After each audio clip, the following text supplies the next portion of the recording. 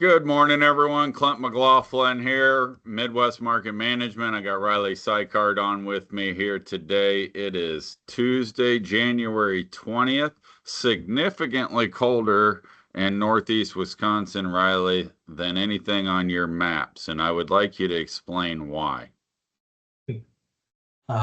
It's cold. That's Because you live in Wisconsin, you idiot. Maybe that's the appropriate response. well, that or maybe Mother Nature was upset that the Bears lost, so now they got to punish Wisconsin too.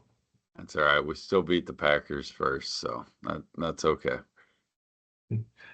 Well, I'll just be a bystander on that one, but um, some changes in weather, Clint. If you're ready, let's just Yeah, start let's hop looking at right it. in. So first thing is always put into perspective how big of an area we're looking at. First crop, you're looking anything from Mato Grosso all the way down through Buenos Aires, which is this eastern region in Argentina. So big range. Take just Mato Grosso on a US map, almost the whole Midwest. So if you look back, a lot of area that we're looking at for their crops. And that's why they plant so many acres is they just have the ability to. So moving ahead here, 1 to 5 days. There is some changes on the temperature side in the same region we've been talking about for the last 2 weeks to pushing a month now. Paraguay, Western Mato Grosso do Sul, and some of northern Argentina. This little blip has been very warm, 90 plus for right at a month now. And originally they showed the heat going away this week. Now the 1 to 5 is showing it staying, and the 6 to 10 showing it getting even hotter. So is it a critical area right now? No, they have been getting enough rains that I'm not hearing any talks of drought. But I would say if there is a story that starts coming out of that region that starts to get reported, I'm not going to be surprised by it.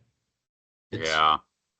Yeah, and it's easy for the headlines. We're so headline oriented anymore that South America is in great shape. And these guys, just like last year when we were talking about rain makes grain and guys in Kentucky and Ohio were they weren't real happy with that mindset at the time as they were severely suffering. But that's kind of how things happen. But I would venture to guess that this area is probably facing a little bit more of an impact here, Riley, than what we're seeing in any kind of headlines. I agree. And the only reason it's not a big headline moving over to the rainfall side, a Yeah. lot of the area hasn't caught huge rains, but they're getting just enough that we're not hearing anything. Can you imagine the humidity? 5 inches of rain and 100 degrees. Yeah, like I feel like you need an oxygen mask to go outside. Cut it with a knife. Yeah, But that's okay. looking at everything else, last 2 weeks of rainfall, this rain that fell last week over Argentina was the only big rains. Brazil just saw some spotty stuff throughout. So moving forward, get ready for the big dark cell. 1 to 5 day Argentina and southern Brazil is bone dry. Mm.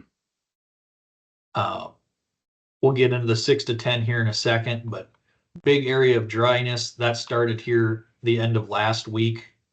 So it's only going to be the second week now, that area not getting any rain. One thing that is really worth talking about this time of year, Mato Grosso soybean harvest is underway. I saw numbers saying 2% harvested, and Safrinha corn's already 1% planted. So They um, didn't waste much time. no. But what I'm taking out of this, 3 inches of rain up in Mato Grosso, Goiás, they can take that and be back out in the field the next day. So any rain they get, especially from the market standpoint, Clint, the farmers getting slowed down isn't helping out the markets any. It's going to be if the rain goes away, to me, is what's going to help out the markets. Yeah. So as of right now, 1 to 5 day, more rain in Mato Grosso. From a farmer standpoint, I wouldn't be that happy about it, but from a market standpoint, it's nothing to be bullish about. So 6 to 10 day, there is a little bit of rain starting to creep back into this big region, but if you look at the numbers, there's not a whole lot above an inch, Clint. Yeah, that looks pretty rough. And these aren't regions that can get an inch and live on it for a couple weeks like here in the US. They need multiple inches every week to keep them going, just like what we're seeing up in Mato Grosso. 1 to 5 had 3 to 4, 6 to 10's got another 2 or 1 and change. That's what they need down here as well, and they're not getting it. So definitely some dry down coming. I'm not bullish about it yet, but if the trend continues, then we got a real story. So moving now into the Safrinha side of things, I just mentioned that planning is recorded at 1% done already. Big regions to watch: Mato Grosso, Goiás, Mato Grosso do Sul, and Paraná. And those are the 4 regions that I got pulled up into some split views. Next 2 weeks of temperatures: Mato Grosso, very mild, not really any issues there. Moving into the rain over the next week, we were just looking at this anyway. I don't have much to add other than 3 to 4 inches of rain is not a bad thing for these guys. So even looking up into the Tocantins, they're still getting rain up there as well. So moving to Mato Grosso do Sul and Paraná. Mato Grosso do Sul is a little bit in part with that heat that's in the west. So that is something that's going to be worth looking at. But a majority of the Safrinha crop region does not have any issues right now on the temperature side. On the rainfall side, these 2 regions are kind of right on the cusp of where they're starting to get rain, but it's looking like they're going to be missing out in the short term.